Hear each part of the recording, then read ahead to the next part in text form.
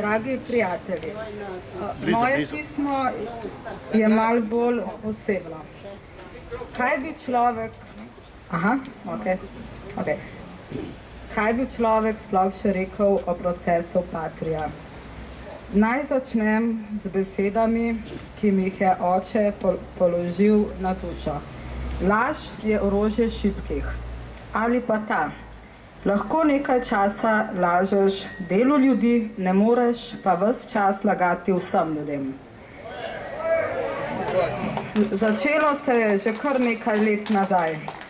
Proces sem sama, skupaj z družino, doživljala zelo osebno. Patria kot težka mora nad našo družino leži že od poletja 2008, ko se je pričel nezaslišan medijski linč, začenši z velikim pokom. Če kdo, sama dobro vem, kako težko je po krivem hoditi na sodišče, ko ljudje pod lažnim medijskim vplivom s prstom kažejo za teboj. Vsak ponedeljek, tudi torek, začenši ob 8. uri, je bil za nas uničen, nato dan za dnem, mesec za mesecem, 14 mesecev, dokler oče zaradi bolezni ni več zmogel. Ampak sama sem bila optimist. Nisem se toliko sekirala, ker sem pod narekovaji vedela, da bo kmalu konec, saj zgodba namišljena, z namenom ponovne oslabitve udeležencev v procesu. Rekla sem si, saj smo že navajeni, že 15 let pljuvanja in vsega, bo že. Na koncu bo zmagala pravica. Pa ni bilo tako. Med procesom se je vedno bolj začelo kazati, da je to edini način, da se prvaka opozicije dokončno onesposobi. Pa čeprav na tako absurdni obtožnici. Spomnim se, da je samo Vrhovno sodišče v sodbi 1.3.2012 zapisalo: brez potrebnega utemeljevanja je jasno, da se obdolženec lahko brani le zoper očitke, da je storil konkretno opisano ravnanje, ne pa, da je neugotovljenega dne zoper neugotovljene osebe na neugotovljen način in podobno storil kaznivo dejanje. Kako naj se obdolženec brani zoper abstraktne očitke, kjer ni opisa kaznivega dejanja?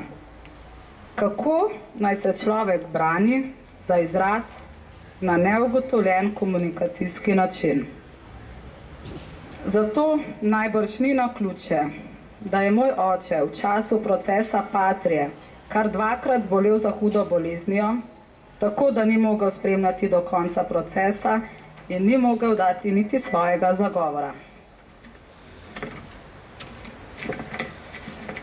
V procesu Patrija je bilo več kot 50 obravnav, zaslišanih je bilo 34 prič. Vse priče so govorile v korist obdolženih. Tudi obdolženi sami so navajali različne dokaze, vendar nič od tega ni bilo upoštevanega. Obrazložitev sodbe je enaka obtoženemu predlogu. Torej bo držalo, da so bili obtoženi že vnaprej obsojeni. Odvetnikov se ni v ničemer upoštevalo. Ves njihov trud je bil zaman. Ni prišlo samo do skušnjave, kot je zapisal ustavni sodnik Jan Zobec v odklonilnem mnenju. V resnici je sodišče prevzelo vlogo tožilca. Sodišče samo je nadomestilo manjkajoče elemente, ki naj bi se ujemali z očitanim abstraktnim kaznivim dejanjem iz obtožnega akta. Ustavni sodnik Zobec je zapisal: sodišče področje kaznivosti širi onkraj zunanjega, fizičnega, materialnega in otipljivega sveta v obdolženčev miselni notranji svet in s tem inkriminira goli namen, ali z drugimi besedami inkriminira nedokazljiv miselni delikt. Človekovih misli zaenkrat ni mogoče nadzorovati in zato tudi ne inkriminirati. Nihče ni izrekla, enkrat pridejo posledice. Nato je moj oče umrl. Par dni pred smrtjo mi je rekel: vi boste mogli reševati naprej. Niti po smrti mi ne bodo dali miru. Kako prav je imel. Da ni že vse dovolj absurdno, je tožilec svetnik Klintar mrtvemu človeku izdal odredbo za izvedbo finančne preiskave. Ja.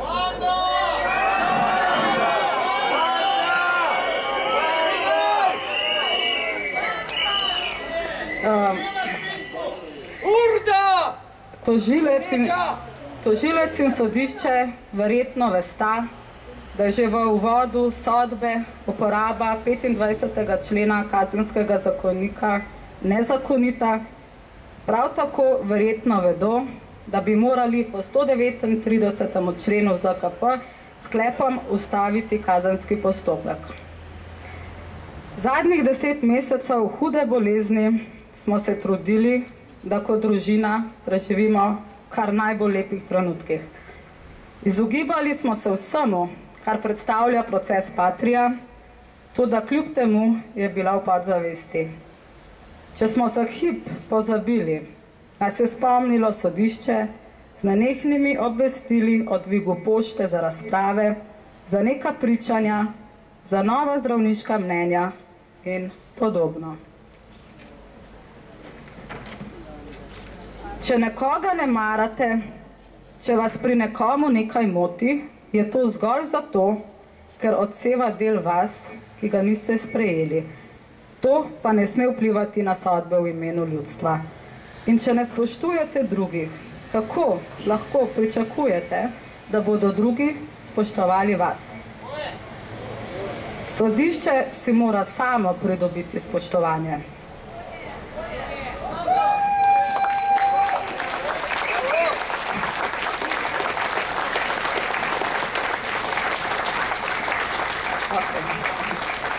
Pravica je počasna, pa čeprav je počasna, vendar doseže svoj cilj. Vedno ima in bo imela poslednjo besedo. Vsakič, ko slišim besedo Patria, sodišče me kar strese. Zame, tudi ko bo proces dokončno zaključen in bo zmagala resnica in pravičnost, ne bo zame dovolj velikega zadoščanja in nič mi ne bo moglo vrniti let, ki bi jih še lahko preživela z očetom.